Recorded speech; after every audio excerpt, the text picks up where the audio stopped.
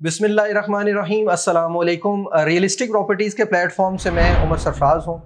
Income tax ordinance section 7E जो कि आजकल सबसे ज़्यादा डिस्कस हो रहा है, जब से इस सेक्शन की इम्प्लीमेंटेशन हुई है, हमारी रियल इस्टेट इंडस्ट्री में काम करने वाले हर किस्म के शख्स, हाँ वो एंड यूज़र हो, डीलर हो या इन्वेस्टर हो, वो बिल्कुल उनकी नींदें उड़ गई हैं क्योंकि ऑलरेडी इकनॉमिकल क्राइसिस थे। रियल इस्टेट इंडस्ट्री काफ़ी ज़्यादा स्लो थी, लेकिन जब से सेक्शन 7E की इम्प्लीमेंटेशन हुई है, जो हल्की फुल्की सेल परचेज हो रही थी वो भी बिल्कुल रुक गई है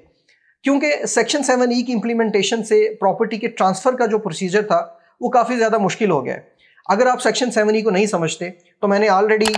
टैक्स ईयर 2023 और 24 के हवाले से एक वीडियो बनाई है, आप उसको देख सकते हैं, उसका लिंक डिस्क्रिप्शन में मौजूद है। लेकिन यहाँ मैं आपको सेक्शन 7E के हवाले से एक क्विक ओवरव्यू दे देता हूँ।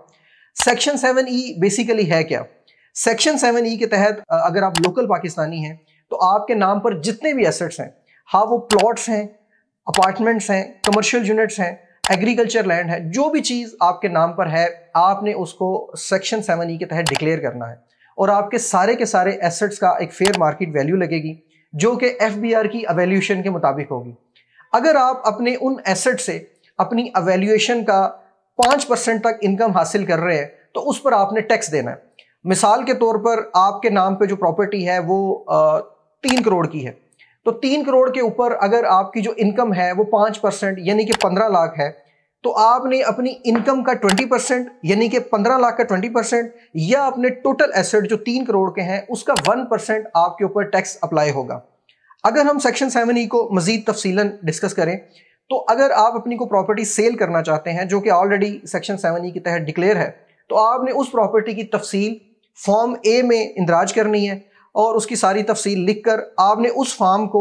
अपने मुतल्लिका RTO से, इनलैंड रेवेन्यू कमिश्नर से अटेस्ट करवाना है, तो उसके बाद आप इस प्रॉपर्टी को सेल कर सकते हैं। ये बेसिकली सेक्शन 7E की तफसील है। अच्छा, सेक्शन 7E के हवाले से जो जनरल प्रैक्टिस चल रही है अभी तक वो ये है कि सेक्शन 7E अप्लाई नहीं होता ओवरसीज पे, उन ओवरसीज पे जो 1 साल में 6 महीने से ज्यादा अरसा जिन्होंने बाहर गुजारा हो और जिनका टोटल एसेट 2.5 करोड़ से कम हो, उन पे भी सेक्शन 7E अप्लाई नहीं होता। लेकिन सेक्शन 7E के हवाले से एक बड़ी खुशखबरी आई है जो कि जिस मकसद के लिए वीडियो बना रहे हैं जो आप तक पहुंचाना जरूरी है।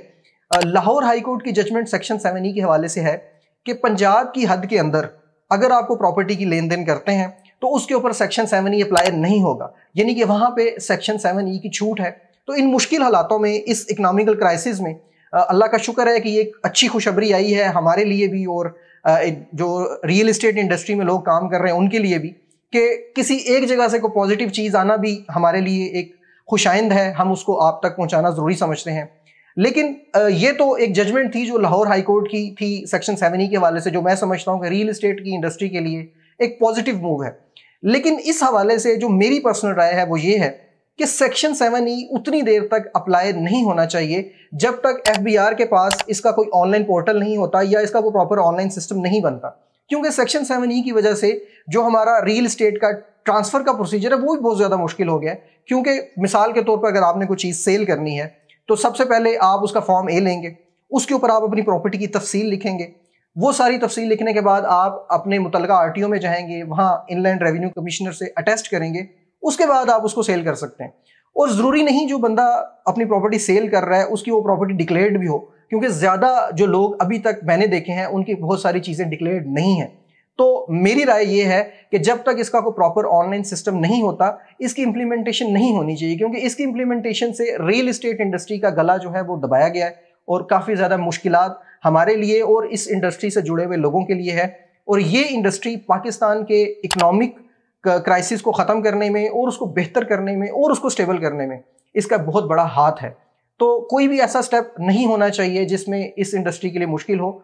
मेरा कहना ये नहीं है कि इन फ्यूचर कभी भी इसको अप्लाई ना करें। अगर पाकिस्तान की बेहतरी के लिए ये एक अच्छा स्टेप है जो कि गवर्नमेंट बेहतर समझती है, अगर ऐसा है तो इसकी इम्प्लीमेंटेशन होनी चाहिए। लेकिन जब तक को प्रॉपर ऑनलाइन पोर्टल नहीं बनता जिसमें जो चीज़ बंदा बेचने वाला है उसके लिए आसानी बन जाए, उतनी देर तक इसकी इम्प्लीमेंटेशन नहीं होनी चाहिए। ये मेरी पर्सनल राय थी। इसके हवाले से अगर आपकी राय मुझसे मुख्तलिफ है तो आप अपनी राय का इजहार कमेंट सेक्शन में करें, और अगर इस तरह की मजीद वीडियोस आप देखना चाहते हैं तो हमारे चैनल को सब्सक्राइब करें और इस वीडियो को ज़्यादा से ज़्यादा शेयर करें ताकि लोगों को सेक्शन 7E के हवाले से अवेयरनेस मिले, इस वीडियो में अब तक के लिए इतना ही। इंशाल्लाह अगली किसी वीडियो में आपसे मुलाकात होगी। अल्लाह हाफ़िज़।